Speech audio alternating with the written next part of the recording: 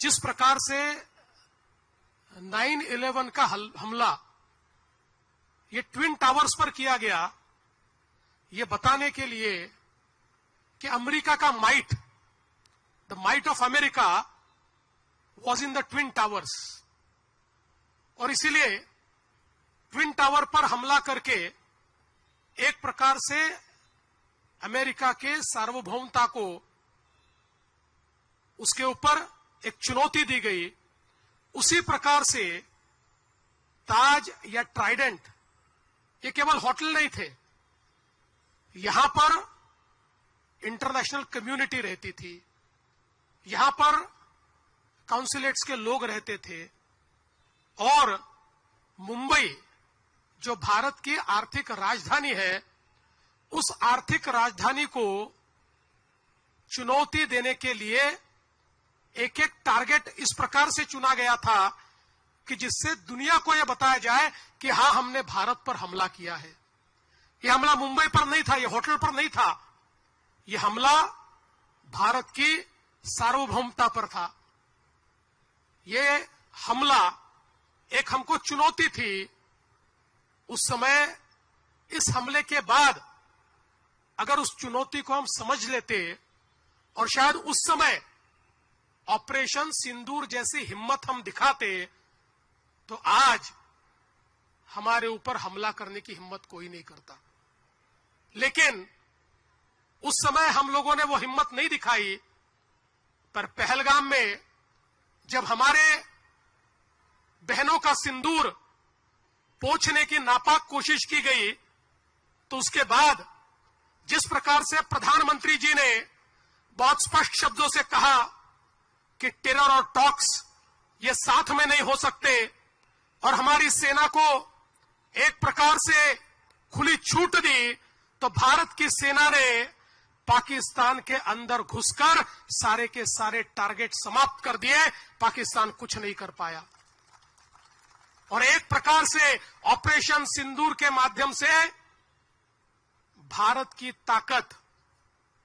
भारत की क्षमता ये दुनिया ने देखी, और आज दुनिया ये मानती है कि भारत एक बदला हुआ देश है, भारत एक मजबूत देश है। लेकिन ये लड़ाई समाप्त नहीं हुई, क्योंकि अब पाकिस्तान जैसा देश ये जानता है कि सीधी लड़ाई में भारत को हम पराजित नहीं कर सकते। इसलिए एक छद्म युद्ध, एक सूडो इस प्रकार का युद्ध हमारे साथ लड़ने की कोशिश करता है, और फिर दिल्ली के बम विस्फोट जैसा एक विस्फोट करके फिर एक बार अपने प्रेजेंस को दिखाने का प्रयास वो करते हैं। लेकिन मुझे खुशी है कि आज बदला हुआ भारत है, जिस भारत ने पहले ही इन चीजों को भांपकर जिस प्रकार से ऑपरेशन किए और 3000 किलोग्राम आरडीएक्स को जब्त किया, वरना इनके इरादे तो भारत के हर कोने में इसी प्रकार से बम विस्फोट करने के थे, और मुंबई सहित कई हमारे देश के शहर इनके टारगेट पर थे। लेकिन जब भारत की हमारी एजेंसीज ने इसको भांप लिया और उन पर सीधे हमला बोला, तो दिल्ली में उन्होंने एक विस्फोट करके अपने प्रेजेंस को दिखाया। और इसीलिए हम ये कहना चाहते हैं कि खतरा लगातार जारी है, क्योंकि अब पाकिस्तान जानता है हमसे लड़ नहीं सकता, तो इस प्रकार से कोई ना कोई घटना करके और पूरे विश्व में अपने प्रेजेंस को दिखाने का काम और भारत के खिलाफ इस प्रकार से साजिश करने का काम वो करते रहेंगे। और इसीलिए मैं कहना चाहता हूं, हम सभी को अलर्ट होना पड़ेगा, सजग होना पड़ेगा। सभी को देश के आंख के रूप में, देश के कान के रूप में काम करना होगा, और देश की जबान में हमको बोलना पड़ेगा। उसी इरादे से आज का एक कार्यक्रम यहां पर आयोजित हुआ है। मुझे बहुत खुशी है कि सदानंद दाते जी जो आज एनआईए के चीफ है, आज उनका यहां पर सत्कार होने वाला है। इन जाबाज हमारे नायकों ने उस समय जो लड़ाई लड़ी, हमारे करकरे जी, कामटे जी, सारस्कर जी और तुकाराम ओंबळे जैसे एक हमारे जवान कि जिन्होंने अपने शरीर में तो गोलियां खा ली लेकिन कसाब को छोड़ा नहीं, उस कसाब को फांसी तक ले जाने का काम करने वाले तुकाराम ओंबळे, ऐसे कई लोग, मेजर उन्नी कृष्णन, एपीआई मोरे, ऐसे कई शहीद, और उन शहीदों के साथ हमारे लड़ने वाले सारे लोग, और उसी में से एक लड़ने वाले हमारे सदानंद दाते जी, जिन्होंने मैडम कामा हॉस्पिटल में जिस समय ग्रेनेड फेंका गया और ग्रेनेड से वो जख्मी हुए, फिर भी पीछे हटे नहीं, जब तक वहां पर आतंकवादियों का खात्मा हुआ नहीं, वो जमे रहे और आतंकवादियों का खात्मा किया। ऐसे हमारे दाते जी का आज यहां पर स्वागत और सत्कार करते हुए हमें बहुत खुशी है। और उसी के साथ साथ जैसे शांति के लिए लड़ना भी जरूरी है, वैसे ही शांति के लिए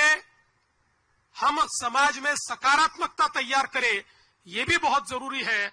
और उसी सकारात्मकता को तैयार करने वाली श्रीमती नीता अंबानी, जो एक प्रकार से पीस एम्बेसडर के रूप में काम करती है, उनका भी आज यहां पर सत्कार हो रहा है।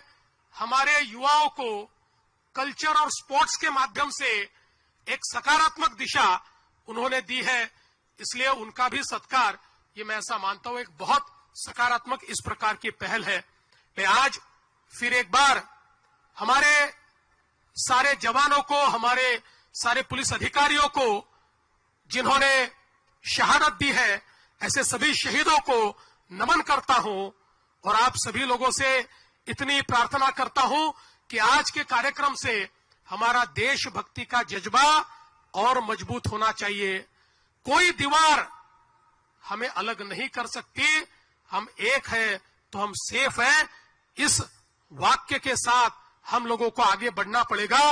क्योंकि क्या कभी किसने सुना है सूर्य छिपता तिमिर भय से, क्या कभी सरिता रुकी है बांध से बन पर्वतों से, जो न रुकते मार्ग चलते चीर कर सब कंटकों को, वर्ण करती कीर्ति उनका छोड़ कर सब असुर दल को, ध्येय मंदिर के पथिक को कंटकों का ही सहारा, राष्ट्रभक्ति ले हृदय में हो खड़ा यदि देश सारा, संकटों पर मात कर यहाँ राष्ट्र विजयी हो हमारा। इस विजय की संकल्पना के साथ हम लोग अपने अपने घर जाए, यही निवेदन करता हूं। फिर एक बार दिव्यज का बहुत बहुत अभिनंदन करता हूं और अपने शब्दों को विराम देता हूं। जय हिंद, जय महाराष्ट्र, भारत माता की जय।